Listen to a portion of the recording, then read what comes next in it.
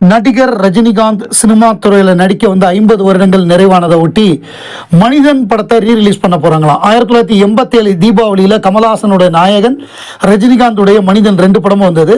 இந்த மனிதன் படத்தை பொறுத்தவரையை யாருமே அதை ஞாபகம் வச்சுக்கிறதே கிடையாது. அதை ஏன் ரீரிலீஸ் பண்ணுறாங்கன்னு தெரியல. மனிதனை பொறுத்தவரைய அது தமிழ்நாட்டில் ஒரு பாக்ஸ் ஆஃபீஸ் ஹிட்டு, வெற்றி பெற்ற ஒரு திரைப்படமாக மனிதன் அமைஞ்சது. ஆனால் அதோட கிளாஷ் பண்ண நாயகனை பொறுத்தவரைய அந்த படம் box office hit in Tamil Nadu, box office hit in all over south India மட்டும் இல்லாமல் பாம்பேலையும் மிகப்பெரிய வெற்றி பெற்ற படம், ஓவர்சீஸில் மிகப்பெரிய வெற்றி பெற்ற படம். முதல் படம் நான் ஏற்கனவே வீடியோ போட்டு ஆதாரங்களோட சொல்லியிருக்கேன். அமெரிக்கா, மெக்சிகோலலாம் ரிலீஸ் ஆன முதல் தமிழ் படம் நம்முடைய நாயகன் தான். ஜிவியும் கமலும் அங்கே கலந்து கொண்ட நிகழ்வை குறித்து நான் பதிவு பண்ணியிருக்கேன். First Tamil movie to release in several Overseas countries. தேசிய விருது உலகநாயகன் கமல்ஹாசனுக்கு, PC ஸ்ரீராம் கேமராக்கு, தோட்டாதர்ணி ஆர்ட் டைரக்ஷனுக்கு கிடைச்சது. இந்தியாவுடைய அஃபீஷியல் என்ட்ரி டு ஆஸ்கார் விருதுக்காக இந்தியாவிலிருந்து சமர்ப்பிக்கப்பட்ட ஒரு படமாக நாயகன் அமைஞ்சது.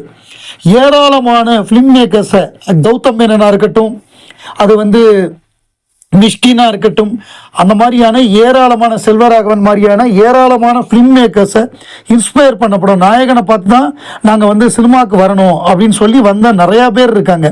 நான் சொன்னது சும்மா ஒரு 3 பேர் தான், இன்னும் நிறையா பேர் இருக்காங்க. அதுக்கப்புறம் number 1 favourite film of many fans. யாரை கேட்டாலும் நாயகன் இல்லைன்னா சலங்கை ஒளி. நிறைய பேர் நாயகன் மாதிரி ஒரு படம் வரவே வராது அப்படின்னு இப்போ பார்த்தா கூட நாயகன் அடிச்சிக்க முடியாதுன்னு சொல்லுவாங்க. நம்பர் 1 படமாக இருக்குது. அதே மாதிரி ட்ரெண்ட் செட்டர், ஒரு டான் படம்னா அதை எப்படி பண்ணுறதுங்கிறதுக்கு ஒரு ட்ரெண்ட் செட்டர் அமைஞ்சது. டைம் மேகசினுடைய 100 படங்களில் ஒரு படமாக நாயகன் அமைஞ்சது. அப்புறம் மூவிங் ஆர்ட்ஸ் ஜேர்னலில் இந்த படத்தை பற்றி போட்டிருந்தாங்க. NDTVயுடைய டாப் 20 கிரேட்டஸ்ட் ஃபிலிம்ஸில் இந்த படம் இருந்தது. இன்னும் நிறையா இந்த லிஸ்ட்டு போயிட்டே இருக்குது. இந்த லிஸ்ட்டு கோஸ் ஆன். அந்த தென்பாண்டி சீமையிலேங்கிற அந்த தீம் மியூசிக்கை பற்றி ரஜினிகாந்தே பாராட்டி பேசினார். இப்போ சமீபத்தில் நடந்த ஒரு விழாவில் இளையராஜா 50 வருடங்கள் ஆனதை ஒட்டி தமிழக அரசு சார்பில் எடுக்கப்பட்ட விழாவில்.